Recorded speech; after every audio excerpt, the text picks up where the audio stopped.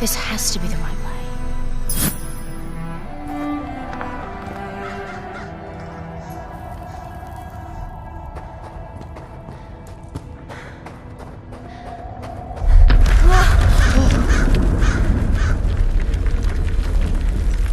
Before we continue, let's stop a moment and take a look at some of the key features of this demo.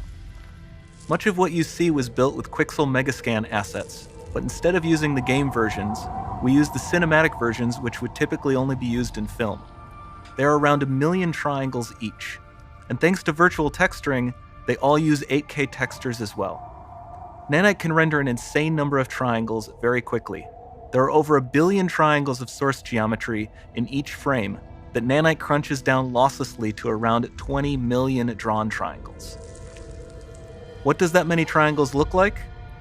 This isn't noise. These are the triangles, each a different color. Most are so small that they look like noise. Nanite achieves detail down to the pixel, which means triangles are often the size of pixels. This amount of geometric detail requires shadows to be pixel accurate as well, and Nanite can do that too. Speaking of lighting, all of the lighting in this demo is completely dynamic, with the power of Lumen that even includes multi-bounce global illumination. No light maps, no baking here.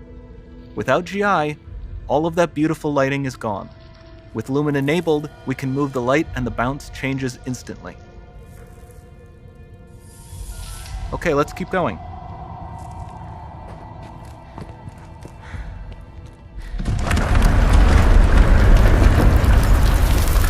We've made some great additions to our audio system as well.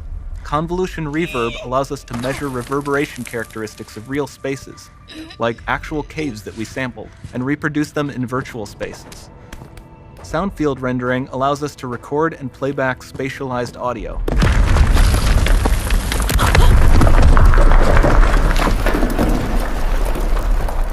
All of this adds up to a more immersive experience.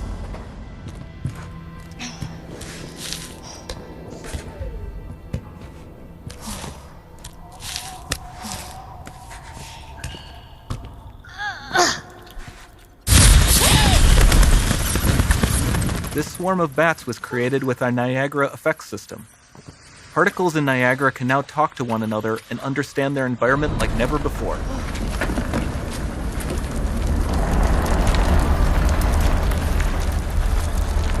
We've also added a ton of new functionality to run fluid simulations like you see in the water below.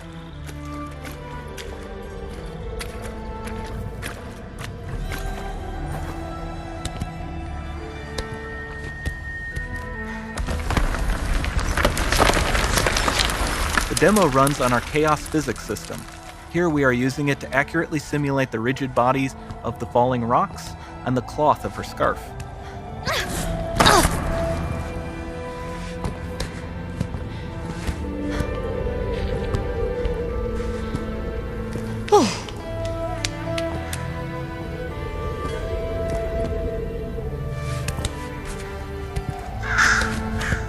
Now that the environment is so complex, we've needed to greatly improve our animation systems to adapt. We've added predictive foot placement and motion warping, which dynamically modifies IK and body position to look more natural.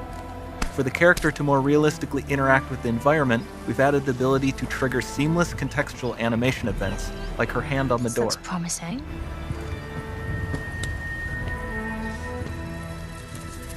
Dynamic GI is amazing, not just for speeding up iteration, but also for its impact on gameplay. Nice. Any light source can move while still having beautiful bounce lighting. Dynamic illumination means specular as well, which you can see on all the metal surfaces. You can even see the Niagara-powered bugs reacting to the light. Lumen not only reacts to moving light sources, but also changes in geometry.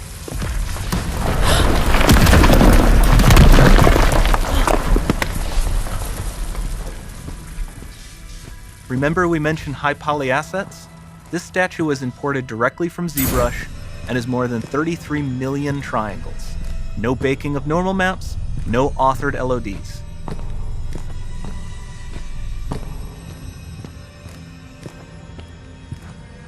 And we can do more than a single statue. There are nearly 500 of that exact statue at the same detail level placed in this room for a total of over 16 billion triangles from statues alone. Over this entire demo, there are hundreds of billions of triangles.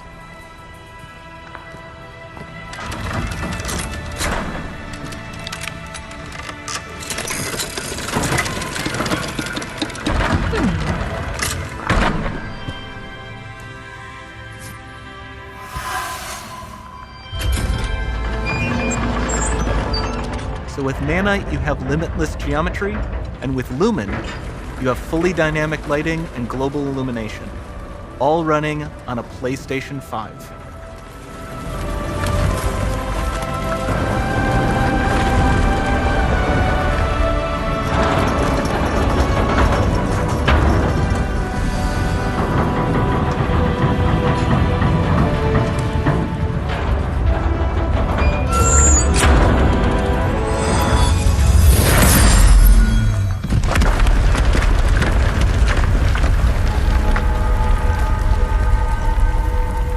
There's not much time left. And this doesn't need to be constrained to small rooms. It can stretch all the way to the horizon.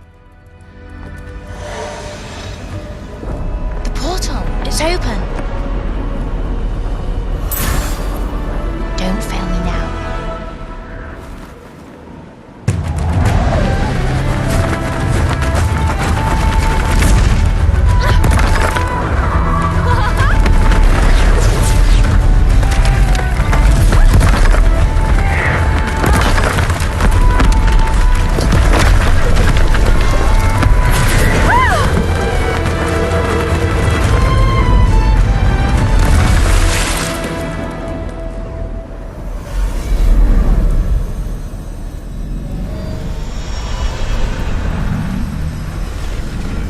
Time to see what's next.